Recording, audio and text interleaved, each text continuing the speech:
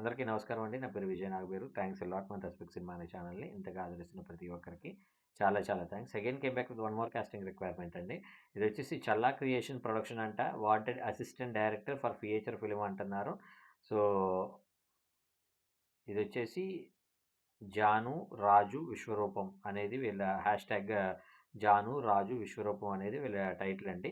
Interested and passionate male and female candidates can forward your recent profiles to అని ఇక్కడ వాళ్ళ contact number ఇచ్చారు. దయచేసి కాల్ చేయకండి. ఓన్లీ వాట్సాప్ చేయండి అని అంటున్నారు. సో, మీరు వీళ్ళని అప్రోచ్ అవ్వడానికి వీళ్ళ కాంటాక్ట్ డీటెయిల్స్ నేను మీకు చెప్తాను. దానికంటే ముందు మన సబ్స్క్రైబర్లు అడిగిన ప్రతి ప్రశ్నకి సమాధానం చెప్పడం అనేది మన బాధ్యత కాబట్టి, మన సబ్స్క్రైబర్లు ఏమి అడిగారు అంటే, సార్ ఇలాగా ఓటీటీ ఛానల్స్ అనేవి వచ్చేసినాయి కదా! ఓటీటీ మీరే అన్నారు 24 ఓటీటీ ఛానల్స్ హైదరాబాద్ బేస్డ్‌గా ఉన్నాయని. ఈ ఓటీటీ వల్ల థియేటర్ అనేది చచ్చిపోవడానికి ఏమైనా పాసిబిలిటీస్ ఉన్నాయా అని అడగటం జరిగింది. రాసి పెట్టుకోండి. నేను గతంలో కూడా చెప్పాను. ఇప్పుడు చెప్తున్నాను. నెక్స్ట్ 5 ఇయర్స్ తర్వాత థియేటర్ అనేది ఉండదు. రాసి పెట్టుకోండి. థియేటర్ అనేది దేనికి ఉంటుంది అంటే ఓన్లీ ఫర్ బిగ్ ఫిల్మ్స్‌కి ఉంటుంది. అంటే కైండ్ ఆఫ్ 'కేజీఎఫ్' కావచ్చు, లేదంటే 'బాహుబలి' కావచ్చు, 'ఆర్ఆర్ఆర్' కావచ్చు, 'పుష్ప' కావచ్చు, ఇలాంటి రేపు రాబోయే మహేష్ గారిది 'వారణాసి' కావచ్చు. ఇలాంటి లార్జర్ దాన్ లైఫ్ అంటే ఖచ్చితంగా ఇతను థియేటర్‌కి పుల్ చేయగలడు, ఆడియన్‌ని పుల్ చేయగలడు అనుకున్న వాటికి మాత్రమే థియేటర్ ఉంటుంది. మిగతా వాటికి థియేటర్‌లో రెవెన్యూ థియేటర్ ఉన్నా గానీ థియేటర్‌లో రెవెన్యూ రావడం అనేది చాలా కష్టం. సో, ఎందుకంటే ఇప్పుడు ఓటీటీ అనేది చాలా వరకు ఏం చేసింది అంటే ఎక్కువ రోజులు కూడా తీసుకోవట్లేదు. ఫర్ ఎగ్జాంపుల్ సినిమా రిలీజ్ అయిన 28వ రోజు నుండి 31వ రోజు లోపు అది ఏమంటారు ఓటీటీకి వచ్చేస్తుంది. ఫర్ ఎగ్జాంపుల్ 'ప్రభాస్' గారిది 'రాజాసాబే' ఉందనుకోండి.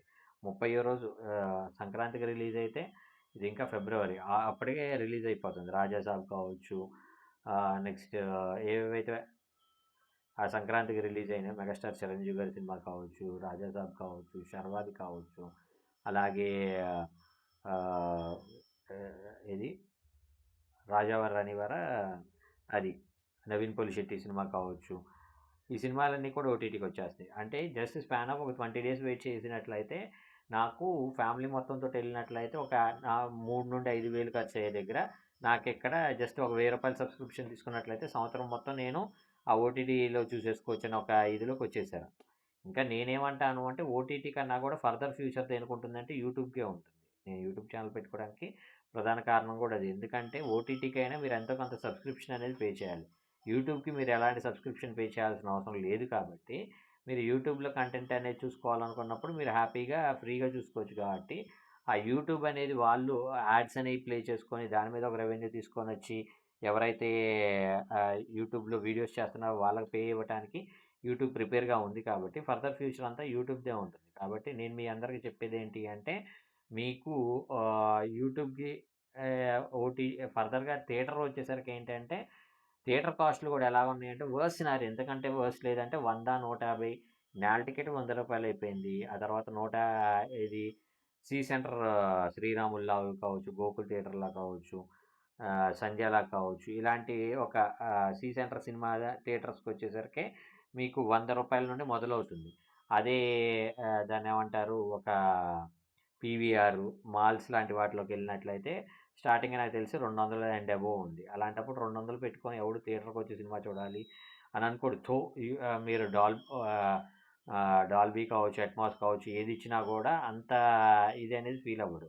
సో, ఫర్దర్‌గా నేను చెప్తున్నాను రాసి పెట్టుకోండి. ఒక 5 ఇయర్స్ తర్వాత థియేటర్ అంత ప్రాబల్యం ఉండదు. ఓటీటీకి ఎక్కువ జనాదరణ ఉంటది. దానికంటే యూట్యూబ్‌కి ఎక్కువ జనాదరణ ఉంటది అనేది మీరు మెయిన్‌గా గుర్తుపెట్టుకోండి. హోప్ మీకు అర్థమైంది అనుకుంటున్నా. సో, మీరు చల్లా ప్రొడక్షన్స్‌లో అసిస్టెంట్ డైరెక్టర్ అవ్వాలి అనుకున్నట్లయితే వీళ్ళ కాంటాక్ట్ నెంబర్ చెప్తాను నోట్ చేసుకోండి. 9951927203. I repeat 9951927203.